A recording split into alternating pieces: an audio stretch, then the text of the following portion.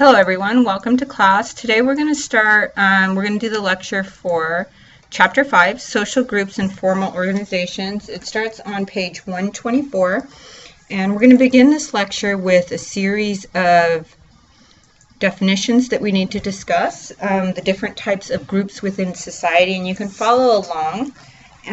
The first one that we're going to talk about is groups, which essentially are people who think of themselves as belonging together and who interact with one another. So the interactions of people with common values, interests, norms, people who think of themselves as belonging together. This can be anybody from families, a group of friends, a group of coworkers. It's a very general term.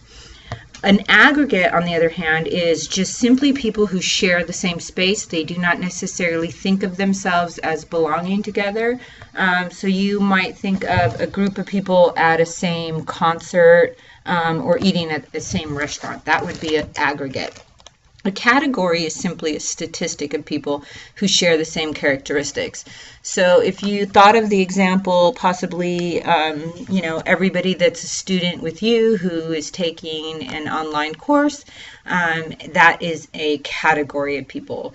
Or every female student who is over 6 feet tall. That would also be a statistic or a category. A primary group is essentially the familiar group to you. It's your primary group, often your family first and then your friends later. It's the people that you have everyday individual face-to-face interactions with. Your secondary groups tend to be more formal groups, so they tend to be larger. Think of your job, if it's a large company, would be a secondary group, and you would act in a more formal way around this group. And then we have in-groups and out-groups. In-groups are the people you feel loyalty to, often that is your family and friends, and out-groups are the people you would feel antagonisms to. So this could include things like your other fans of your favorite sports team, or an out-group would be fans of the sports team that your favorite sports team is playing against. A reference group is simply the group by which you are self-evaluating. So if you think about, if you're considering leaving school, who would you be concerned about evaluating who you are and the choices that you make? So this could be your friends, your family, the people that you work with, the people that you go to school with. All of those can be considered reference groups. And then we have social network. And the network is all the people in which you come into contact with socially. So your primary social network would probably be your family and your closest friends. Beyond that, you have extending friends, colleagues, people that they are friends with. And I thought I would give you a little example. This is an added PowerPoint that's not on yours, but it's an example of social network and applied social network analysis, and this is what it looks like. So if you think of yourself in the center and you have, your family as your closest networks, and then beyond that, extending would be maybe your extended family, extended cousins, their spouses, their children. So it keeps going, and I'm showing you here 3 levels. So this is a very basic one. You have about 20 people in this social network. This one is a more advanced social network, and you could see that it starts to develop clusters or patterns where you have primary groups and you have networks moving out from these primary groups, but you can also see the links between these groups. And then this one is an even more advanced social network analysis picture, and as you can see, it starts to develop a pattern not unlike what you would see in galaxies or in the galaxy systems, and which I find very interesting because our patterns within our society also replicate patterns within nature. So this is just kind of an example to show you what applied social network analysis looks like. So then we're moving on to bureaucracies, and that is a couple pages past page 132, 133. And what's important about bureaucracies is what makes them efficient or ineffective. And according to Durkheim, alienation is probably one of the most core central values of a bureaucracy. And that is that it's that impersonality, that everybody is pretty much alienated from their job. They can be replaced. They're just a component within the larger bureaucratic system.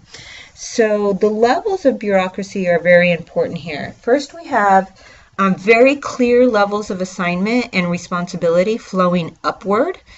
You have very clear division of labor within bureaucracies, specific written rules. Almost all the rules in a bureaucracy are written somewhere in an attempt to be effective and efficient.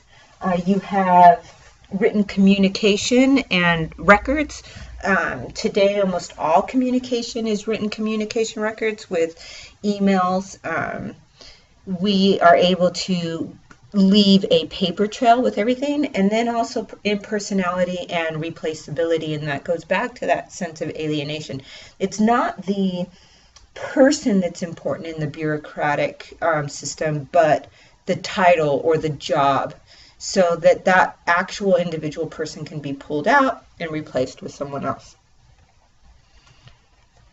So some of the major components lead us to this understanding of bureaucracy as a society that is highly, or a organization that's highly alienating to its employees. And Durkheim believed that this understanding of bureaucracy would be something that would come to dominate our lives in society as a whole, and that we would have what we call a rationalization of society, meaning that our society would come to reflect more and more bureaucratic systems. And we are seeing that today, not just within other bureaucratic systems, but every type of job that you have, where you have high degrees of alienation, high job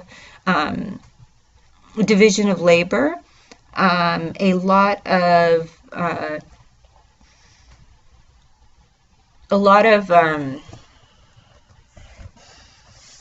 written rules and lineage of responsibility flowing upward. So we tend to see this level of rationalization of society increasing as time moves forward.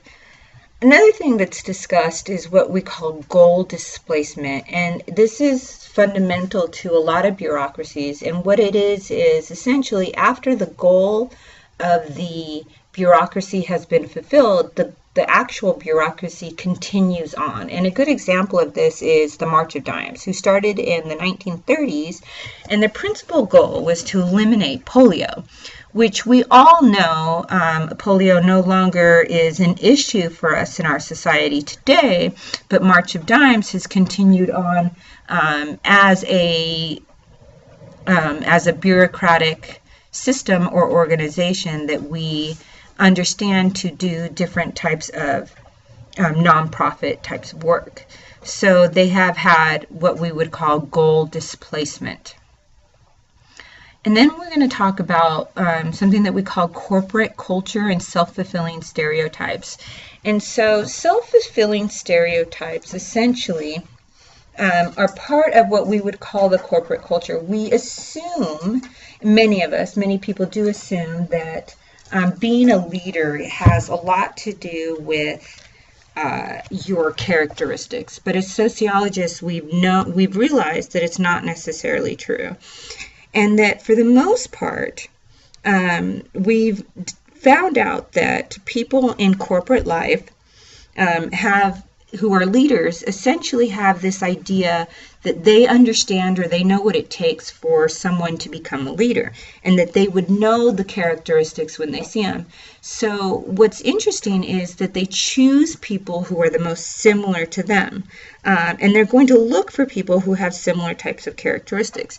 People who look like them, talk like them, the same sex as them, the same race as them, without even realizing what they're doing. And when they do so, they tend to give more information to these people, give them advantages, perceive their performance as better, perceive them as being more committed, and they are going to help them by giving them the opportunity to become leaders, give them, have the expectation of them being leaders, and lo and behold, the stereotype becomes self-fulfilled, and that person, due to access to resources, actually becomes the next leader, not necessarily because they had any specific characteristic or quality that made them a good leader. So now we're going to talk a little bit about groupthink. And groupthink is a concept that is related to, what is it related to? It's related to our inability to see things from an other perspective or outside perspective. And we've come to understand groupthink from the process of bringing people around you who tend to think like you, act like you, and understand the world the way you do. So a president of the United States who tends to have people loyal to them, who feeds them information on a daily basis, who does not have people who are going to negate what he says, or give him information that would be contrary to his values, his perspective, and his ideas, causes what we call groupthink. The problem with this is that because of that, any type of deviance from that form of ideology or thinking becomes a form of disloyalty. And we have seen in the past several disasters where, because it became unthinkable for people to think anything different could occur, or something ill could occur from what they assume will occur or how society works, that we've seen situations that have caused great harm. So the bombs on Hiroshima are a good example of that. And also the NASA launch that burned up on re-entry is a good example of that. So if you're interested in knowing a little bit more about those two examples, go ahead and take a look on page 149 and 150, and it kind of gives you the rundown on that.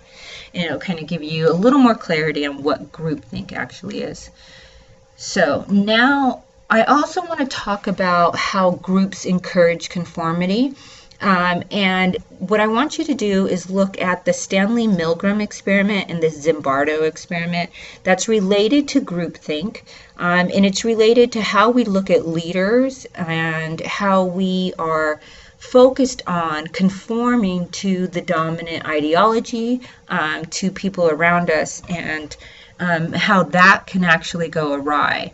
So please take your time to look at the two videos, one on the Stanley Milgram experiment and the other one on the Zimbardo experiment, and relate that back to groupthink and your understanding of leadership. This is very powerful information. Most people do not ever believe that they're doing anything wrong, morally wrong or unjust. And many times this does happen simply through this kind of alienation of your own labor and a form of groupthink where you don't even consider that what you could be doing might be immoral because you are so concerned with following the status quo. So I'm going to see you I'm going to make the next video for the discussion 7. And I will see you then.